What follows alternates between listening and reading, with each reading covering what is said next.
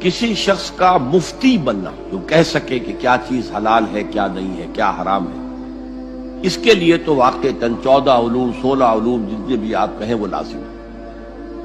ایک قرآن جو دعوت لے کر آیا ہے اس کے لیے ان کی ضرورت نہیں ہے۔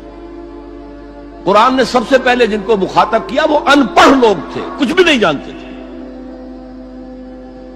یہ 14 علوم تو وجود میں آئے ہیں بہت عرصے کے بعد،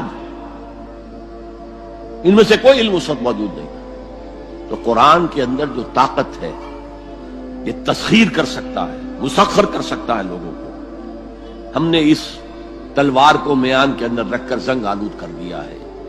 اتر کر ہرا سے سوئے قوم آیا اور ایک نسخہ کیمیا ساتھ لایا۔ اس نسخہ کیمیا کو ہم نے چھپا کر رکھ دیا ہے، اس کو عام کریں اور عام آدمی بھی پڑھے، ترجمے سے پڑھے۔ ہاں کوئی اشکال ہو علماء سے جا کے پوچھ لے، کوئی حرج نہیں۔